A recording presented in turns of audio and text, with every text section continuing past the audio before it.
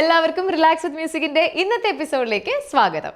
എന്നോടൊപ്പം ഉള്ളത് ഡോക്ടർ വിപിൻ റോൾഡൻ. അദ്ദേഹം senior consultant psychologist and founder of Roldan rejuvenation mind behaviour studio. അപ്പോൾ ഡോക്ടർ നമസ്കാരം and welcome to the show. Thank you. Okay, അപ്പോൾ doctor ഇന്നത്തെ നമ്മുടെ പ്രശ്നം എന്ന് പറഞ്ഞാൽ ഇന്നത്തെ അല്ലാതെ എപ്പോഴത്തെയും ഒരു പ്രശ്നമാണ് എല്ലാവരുടെയും. പ്രത്യേകിച്ച് ഇപ്പോൾ 2024 ആകുമ്പോൾ ഒരുപാട് പേര് ഒരുപാട് റെസൊല്യൂഷൻസ് ഒക്കെ എടുത്ത് ഇങ്ങനെ ഞാൻ ഈ വർഷം നന്നാവും എന്ന് പറഞ്ഞിരിക്കുന്ന കുറേ ആൾക്കാരുണ്ടാവുമല്ലോ. ഇവരുടെ എല്ലാവരുടെയും നന്നാവാത്തതിൻ്റെ കാരണത്തിൻ്റെ ഒരു പ്രധാന പ്രശ്നം എന്ന് പറഞ്ഞാൽ നെഗറ്റീവ് തോട്ട്സ് ആണ്. എന്തൊരു കാര്യം ചെയ്യാൻ പോകുമ്പോഴത്തേക്കും അവർ ശരിയാവോ എന്നുള്ളൊരു നെഗറ്റീവ് ഒരു ചിന്താഗതിയുണ്ട്. ഈ നെഗറ്റീവ് ചിന്താഗതിയെ മാറ്റി നമ്മൾ ഈ 2024 ഒരു പോസിറ്റീവിലേക്ക് അല്ലെങ്കിൽ പോസിറ്റീവ് ചിന്തകളിലേക്ക് കൊണ്ടുപോകാൻ വേണ്ടിയിട്ട് നമുക്ക് എന്ത് ചെയ്യാൻ പറ്റും ഡോക്ടർ? ഈ റെസൊല്യൂഷനൊക്കെ എഴുതിയിരിക്കുന്ന ആൾക്കാരുടെ അവസ്ഥ മിക്കവാറും ഇപ്പോൾ ഒരു തീരുമാനമായിട്ടുണ്ടാവും. 7 ദിവസമൊക്കെ കഴിഞ്ഞപ്പോഴത്തേക്കിന് മിക്കവാറും January 7th ഒരു 12th കൂടി ഇനിയിപ്പോൾ അടുത്ത വർഷം ആട്ടെ എന്ന് വിചാരിച്ചു ബിറ്റ്വീൻ പ്ലാനൊക്കെ പോയിട്ടുണ്ടാവും. വീണ്ടും അപ്പോൾ അവർ നെഗറ്റീവ് അടിക്കും. ബൈ ഡിഫോൾട്ട് ആക്ച്വലി നമ്മളൊരു ചോദ്യം ചോദിച്ചു കഴിഞ്ഞാൽ നമുക്ക് ഏറ്റവും കൂടുതൽ വരുന്നത് പോസിറ്റീവ് തിങ്കിങ് ആണ് നെഗറ്റീവ് തിങ്കിങ് ആണെന്ന് ചോദിച്ചു കഴിഞ്ഞാൽ ഓക്കെ ഓഡിയൻസ് കൈവെക്കൂ ഏതാണ്. അപ്പോൾ എപ്പോഴും ഞാൻ ഒന്ന് രണ്ട് വലിയ വലിയ പ്രോഗ്രാമുകൾക്കകത്ത് ഇങ്ങനെ ചോദിച്ചു കഴിയുമ്പോഴത്തേക്കും കൂടുതൽ ഈസി ആയിട്ട് വരുന്നത് നെഗറ്റീവ്.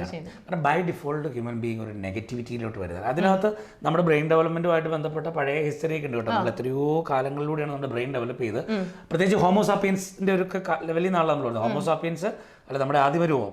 അപ്പോൾ കടുവ പിടിക്കുവോ അല്ല ആന കുത്തുവോ എന്നൊക്കെയുള്ള പേടിച്ച് ഇങ്ങനെ വന്നതുകൊണ്ട് നമ്മുടെ ബ്രെയിനകത്ത് ഓട്ടോമാറ്റിക് ആയിട്ട് തന്നെ ഒരു ആൻസൈറ്റി ഫാക്ടേഴ്സ് ഉണ്ട്, ഫിയർ ഫാക്ടേഴ്സ് ഉണ്ട്.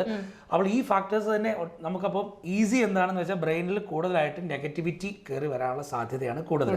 പക്ഷേ ഈ കാർമേഹങ്ങളെയൊക്കെ മാറ്റിയിട്ട് പോസിറ്റീവായിട്ട് മാറാനുള്ള ശ്രമം ഉണ്ടെങ്കിൽ മാത്രമേ നമുക്ക് ചില കാര്യങ്ങൾ മുമ്പോട്ട് കൊണ്ടുപോകാൻ പറ്റുള്ളൂ. അതുകൊണ്ട് തന്നെ നമുക്ക് ആദ്യത്തെ നമ്മൾ അക്സെപ്റ്റ് ചെയ്യേണ്ടത് നമുക്ക് നെഗറ്റീവ് തിങ്കിങ് നോർമലാണ്. നെഗറ്റീവ് തിങ്കിങ് എപ്പോഴും വരുന്നല്ലോ, ഓവർ തിങ്കിങ് എപ്പോഴും വരുന്നല്ലോ എന്നോർത്ത് ആലോചിക്കുകയല്ല. ആ ഓവർ തിങ്കിങ് നമ്മൾ ശ്രദ്ധിച്ചില്ലെങ്കിൽ കയറി വരും. പക്ഷെ നമ്മൾ ശ്രദ്ധയോടെ ചെയ്യേണ്ടത് എന്താണെന്ന് വെച്ചാൽ ഈ ഓവർ തിങ്കിങ് വരുന്ന നെഗറ്റീവ് തിങ്കിങ്ങിൻ്റെ റീസൺ ഐഡൻറ്റിഫൈ ചെയ്യണം. എന്തുകൊണ്ടാണ് ഇത് വരുന്നത്, ഏത് പ്രോസസ്സിൽ നിന്നാണ് വരുന്നത്, ഏത് തോട്ട് പ്രോസസ്സാണ് അല്ലെങ്കിൽ ഏത് കാര്യമാണ് എന്നെ ഇപ്പോൾ അലട്ടുന്നത്. ഏതെങ്കിലും പരാജയമോ ആരുടെയെങ്കിലും വിമർശനമോ നമ്മൾ ചെയ്ത ഏതെങ്കിലും കാര്യങ്ങൾ നടക്കാതെ പോയതോ സ്വപ്നങ്ങൾ എവിടെയെങ്കിലും പാതി വഴി പോയതോ അങ്ങനെയുള്ള ഏതെങ്കിലും കാര്യം വെച്ചിട്ട് നമ്മൾ മൊത്തത്തിൽ നമ്മുടെ ലൈഫ് മോശമാണ്, രക്ഷയില്ല, എൻ്റെ ജീവിതം രക്ഷപ്പെട്ടില്ല എന്നൊക്കെ പറഞ്ഞ് ചിന്തിച്ച് കാട് കയറി കണ്ണീരോടുകൂടി നമ്മളൊരു മുറിയിലടച്ച് അല്ലെങ്കിൽ നമ്മൾ ഡൗൺ ആയിട്ട് ഡിപ്രസ്ഡ് ആയിട്ട് പോകുന്ന ഒരു ട്രെൻഡ് എല്ലാ ദിവസവും അങ്ങ് തുടരുന്ന ആൾക്കാരുണ്ട്. ആഴ്ചയിൽ 2 ദിവസം തുടരുന്നവരുണ്ട്. ഒരു ദിവസം തന്നെ ഇടയ്ക്കിടയ്ക്ക് പോകുന്നവരൊക്കെ ഉണ്ട്. പക്ഷേ ആ ഒരു നെഗറ്റീവ് സൈക്കിളിൽ നിന്നും അതൊരു വിഷ്യസ് സൈക്കിളിൽ നിന്നും പുറത്തേക്ക് വരിക എന്നുള്ളത് വളരെ ഇമ്പോർട്ടൻ്റ് ആണ്. അപ്പോൾ ഡോക്ടർ നമ്മൾ പറഞ്ഞുകൊണ്ടിരുന്നത് നെഗറ്റീവ് ചിന്ത മാറ്റി നമ്മൾ പോസിറ്റീവിലേക്ക് എങ്ങനെയാകാം എന്നുള്ളത്. അപ്പോൾ ഡോക്ടർ അതിൻ്റെ കാര്യങ്ങൾ പറഞ്ഞു വരികയായിരുന്നു. കമോൺ. നമുക്കൊരു ക്ലിനിക്കൽ ആസ്പെക്ട്സിൽ ഉപയോഗിക്കുന്ന ഒരു ചെറിയ ടെക്നിക്ക് നിങ്ങളിപ്പോൾ മനസ്സിലാക്കിയിരിക്കുകയാണ്. ശരിക്കും പറഞ്ഞാൽ ഗ്രൗണ്ടിങ് ടെക്നിക്സ് എന്ന് പറയും. ഈ ഗ്രൗണ്ടിങ് ടെക്നിക്സ് എന്ന് പറഞ്ഞാൽ ഇപ്പോൾ നമുക്ക് ഭയങ്കര ഒരവസ്ഥ നമ്മുടെ മനസ്സിനെ സ്വാധീനിച്ചു. അപ്പോൾ നമുക്ക് അതിൽ നിന്ന് ഊരണം. അപ്പോൾ നമുക്ക് നിങ്ങൾ ആകെ പെട്ടെന്ന് ചെയ്യാമെന്ന് വെച്ചാൽ നിങ്ങൾ എവിടെയാണെങ്കിലും നിങ്ങൾ ആ വിഷയം എന്ത് തന്നെ ആയിക്കോട്ടെ നിങ്ങൾ അതിൽ നിന്ന് മാറണം. അങ്ങനെ വരുമ്പോഴത്തേക്ക് നിങ്ങൾ ഒരു 5 കാര്യങ്ങൾ നോക്കണം. അതായത് 5 things to see എന്നാണ് പറയുക. അപ്പോൾ അവിടെ ഒരു കാര്യം, ഇവിടെ ഒരു സാധനം, ഇങ്ങനെ സാധനം, ഒരു 5 കാര്യങ്ങൾ നോക്കുന്നു. 5 things to see. ഒരു 4 things to touch. അപ്പോൾ നമ്മൾ ഏതെങ്കിലുമൊക്കെ കാര്യങ്ങളൊക്കെ നമ്മൾ അവിടെ ഇവിടെ 4 കാര്യങ്ങളൊന്ന് ടച്ച് ചെയ്യുക. നമ്മൾ വേണ്ട ഒരു നോർമാലിറ്റിയിലേക്ക് എത്താൻ വേണ്ടിയാണ്. അപ്പോൾ 3 things to hear. ഒരു 3 ശബ്ദങ്ങൾ കേൾക്കുക. അതുപോലെ തന്നെ 2 things to smell. ചിലപ്പോൾ നമ്മൾ എന്തെങ്കിലും പൂ എടുക്കുന്നതായിരിക്കും, ഒരു പേപ്പർ ആയിരിക്കും. Then 1 thing to taste. അപ്പോൾ നമ്മൾ ഈ പറഞ്ഞ പോലെ എന്താണ് 5 സെൻസസിനെയും കോൺഷ്യസ് ആയിട്ട് നമ്മൾ കടത്തി വിടുന്ന സമയത്ത് ബ്രെയിൻ മറ്റേ പരിപാടിയിൽ നിന്നും വേറൊരു കാര്യത്തിലേക്ക് മൂവ് ചെയ്തിട്ട് നമുക്ക് പെട്ടെന്നൊരു കംഫർട്ട് ഉണ്ടാകും. ശരിക്കും ഒരു ഡീവിയേഷൻ ആണോ? ഡീവിയേഷൻ നമ്മൾ നോർമലി വരും. അപ്പോൾ അത് എത്ര കടുത്ത ബുദ്ധിമുട്ടാണെങ്കിൽ പോലും അതിൽ നിന്നൊരു അയവും ഒരു കാര്യങ്ങൾ വരും. അപ്പം എന്തൊക്കെയാണ് പറഞ്ഞത്? 5 കാര്യങ്ങളിലേക്ക് നോക്കുക. നമുക്ക് 4 കാര്യങ്ങളിൽ ഒന്ന് സ്പർശിക്കുക. എണീറ്റ് പോയിട്ട് അവിടെ ഇവിടെയൊക്കെ മാറി ചെയ്താലും മതി. അതുപോലെ 3 കാര്യങ്ങൾ നമുക്ക് കേൾക്കുക, 3 ശബ്ദങ്ങൾ.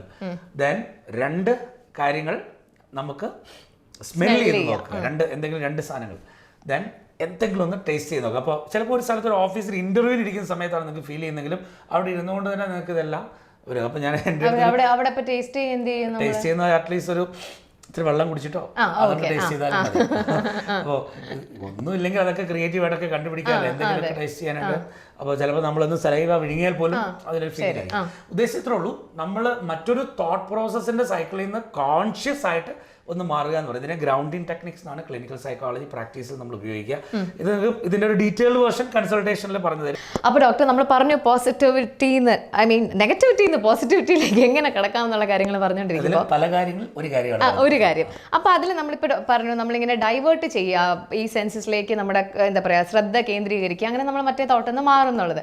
അപ്പോൾ ഈ ഡൈവേർഷന് അതേപോലെ തന്നെ ഒരു കാര്യമല്ലേ നമ്മൾ ഈ ബിസി ആയിട്ടിരിക്കുക എന്നുള്ളത്.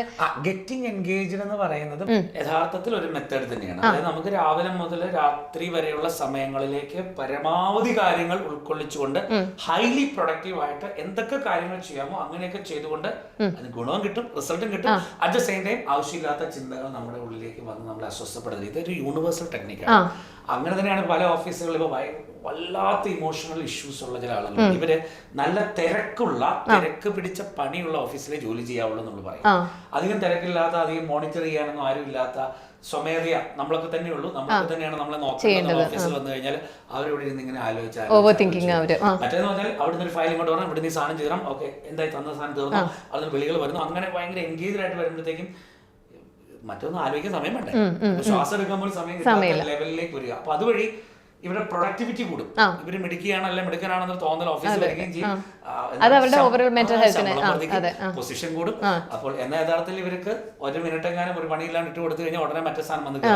അപ്പൊ അതുകൊണ്ട് അറ്റ്ലീസ്റ്റ് ഡേ ടൈം എങ്കിലും എൻഗേജ് ആവും. വീട്ടിലേക്ക് വന്നാലും വീട്ടിലെ പണികളുമായിട്ട് എൻഗേജ് ചെയ്തും ഒക്കെ. അപ്പൊ എൻഗേജ് ചെയ്യപ്പെടാൻ വേണ്ടി ഉള്ള കാര്യങ്ങൾ, പുസ്തകം വായിക്കുന്നതിന്റെ ഒരു പാർട്ടാണ്, ചിലപ്പോൾ ചിലർ സിനിമ കണ്ടിരിക്കുന്നതിന്റെ പാർട്ടാണ്. പക്ഷെ സിനിമ രാവിലെ മുതൽ വൈകുന്നേരം വരെ കണ്ടിരുന്ന നമുക്ക് അങ്ങനെ എൻഗേജ്ഡ് ആകാൻ പറ്റുന്ന എന്തും നിങ്ങൾക്ക് തീർച്ചയായും അതൊരു നല്ല ടിപ്പാണ്. അപ്പോൾ ഡോക്ടർ നമ്മളിപ്പോൾ കഴിഞ്ഞ് സംസാരിച്ച ഒരു കാര്യം എന്ന് പറഞ്ഞാൽ എങ്ങനെയാണ് നമ്മൾ എൻഗേജ്ഡ് ആയിട്ടിരിക്കുമ്പോഴത്തേക്കും ഈ ഒരു ബാഡ് തോട്ട്സ് അല്ലെങ്കിൽ നമുക്ക് നെഗറ്റിവിറ്റിയിലേക്ക് നമ്മൾ പോകുന്നില്ല എന്ന് പറഞ്ഞു. അപ്പം ഈ നമുക്ക് ഈ എൻഗേജ്ഡ് ആകുമ്പോൾ അല്ലെങ്കിൽ ഒരു 24 hours അല്ലെങ്കിൽ പോട്ടെ ഒരു മേ ബി ഒരു 18 or 15 hours നമ്മളിങ്ങനെ കംപ്ലീറ്റ്ലി എൻഗേജ്ഡ് ആയിട്ട് ഇരിക്കുമ്പോഴത്തേക്കും ഈ സ്ട്രെസ് വരാൻ ചാൻസസ് ഇല്ലേ എന്നുള്ളതൊരു ചോദ്യം. എൻഗേജ്ഡ് ആയിരിക്കുന്ന കംപ്ലീറ്റ്ലി എപ്പോഴും ഒരു റെസ്റ്റിലാണ്ട് നമ്മളിങ്ങനെ പണിയെടുത്തുകൊണ്ടിരിക്കുമ്പോൾ നമുക്കൊരു റെസ്റ്റ് ഇല്ലാത്ത പണികളല്ല, നമുക്ക് വളരെ സോളിഡ് ആയിട്ടുള്ള ചില ലക്ഷ്യങ്ങൾ നമുക്ക് പൂർത്തീകരിക്കാനുണ്ട്, ചില ടാസ്കുകൾ പൂർത്തീകരിക്കാനുണ്ട്, ചില പ്രപ്പോസൽസ് ചെയ്യാനുണ്ട്, ചില പ്രോജക്ട്സ് ചെയ്യാനുണ്ട്, ചിലപ്പോൾ സ്റ്റോറി എഴുതാനുണ്ട്. അങ്ങനെ നമുക്ക് ഗുണപ്രദമായ ഒരു ഓഫീസ് ജോലിയാണെങ്കിൽ ഓഫീസുമായി ബന്ധപ്പെട്ട നോർമൽ കാര്യങ്ങൾ തന്നെയാണ് നമ്മൾ ചെയ്യുക. അതായത് എൻഗേജ്ഡ് ആവുക എന്ന് പറയുമ്പോൾ ഇങ്ങനെ ഒരു അല്പം പോലും ശ്വാസം എടുക്കാതെ എന്നുള്ള സംഭവങ്ങൾ, ടൈറ്റായിട്ടെന്നുള്ള സാധനം എന്നുള്ളതിനപ്പുറത്ത് നമുക്ക് മനസ്സ് വേറെ ചില കാര്യങ്ങൾ വ്യാപരിക്കാൻ തക്കവണ്ണം ഉത്തരവാദിത്വമുള്ള റെസ്പോൺസിബിലിറ്റി ഉള്ള ചില വർക്കുകളിലൂടെ ഞാൻ കടന്നു പോകുക എന്നുള്ളതാണ്.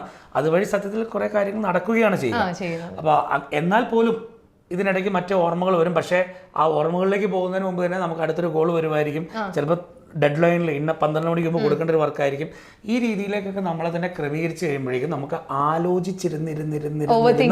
ഓവർ തിങ്ക് ചെയ്യാനുള്ള സമയക്രമം ഉണ്ടാവില്ല എന്നുള്ളതാണ്. ഇപ്പോൾ ഒരു വർക്ക് കൊടുത്തു, എപ്പോഴെങ്കിലും സബ്മിറ്റ് ചെയ്താൽ മതി എന്ന് എപ്പോഴെങ്കിലും ചെയ്താൽ മതി എന്ന് പറഞ്ഞാൽ എപ്പോൾ ചെയ്യണമെന്ന് ബോസ് പറഞ്ഞിട്ടില്ല എന്ന് പറഞ്ഞാൽ ഇയാൾ ഇത് വെച്ച് കഴിഞ്ഞിട്ട് ഇതിന്റെ പുറത്ത് എങ്ങനെ ഇരിക്കും. അതൊരു 2-3 മണിക്കൂർ കഴിഞ്ഞിട്ട് അല്ല സാർ ഞാൻ അതിനെക്കുറിച്ച് ആലോചിച്ചുകൊണ്ടിരിക്കുന്നത്. കാരണം ഇയാൾ ചിന്തിക്കുന്നതിൽ ഒരു 5 മിനിറ്റ് ഒക്കെ ആയിരിക്കും ഈ പ്രോജക്റ്റിനെ കുറിച്ച് ചിന്തിക്കുന്നത്. ഇങ്ങനെ വന്ന് വേറെ കാര്യങ്ങളിലേക്ക് പോകും. പക്ഷേ ആൾ കൊടുത്തിട്ട് നമുക്ക് 20 മിനിറ്റ്സിനകത്ത് ഈ സംഭവം വേണം, അല്ലെങ്കിൽ 1 മണിക്കൂറിനകത്താണ് കൃത്യമായിട്ട് ഇങ്ങനെ പോയി കഴിഞ്ഞാൽ അങ്ങനെ നമുക്ക് ലീഡ് ചെയ്യാൻ പറ്റുന്ന ലീഡേഴ്സാണ് ഓഫീസുകൾക്ക് വേണ്ടത്. ഇത് സ്വമേധയാ നിങ്ങൾ തന്നെ നിങ്ങൾക്ക് ഏറ്റവും ഇഷ്ടമുള്ള കാര്യങ്ങളിലേക്ക് നിങ്ങൾ എൻഗേജ് ചെയ്ത് പോകുമ്പോഴേക്കും നമുക്ക് അതിനകത്ത് സ്ട്രെസ് ഫാക്ടർ വരില്ല. ഇഷ്ടമുള്ള കാര്യങ്ങൾ പ്രൊഡക്റ്റീവായിട്ട് ചെയ്ത് പോയാൽ മതിയാവും. അലസ മനസ്സ് പിശാചിന്റെ പണിപ്പൂര ഓർത്താൽ മതി. അതെ, നമ്മുടെ ഈ സെഷൻ ഇവിടെ വൈൻഡപ്പ് ചെയ്യാനുള്ള സമയമായിട്ടുണ്ട്.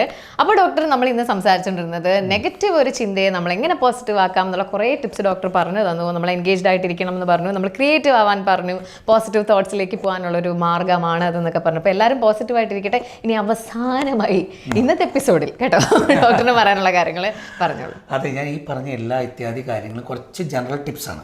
ഇതൊക്കെ ഉണ്ടായിട്ടും പറ്റാത്ത ഒരവസ്ഥയാണെന്ന് വെച്ചാൽ അത് വെച്ചോണ്ടിരിക്കരുത്.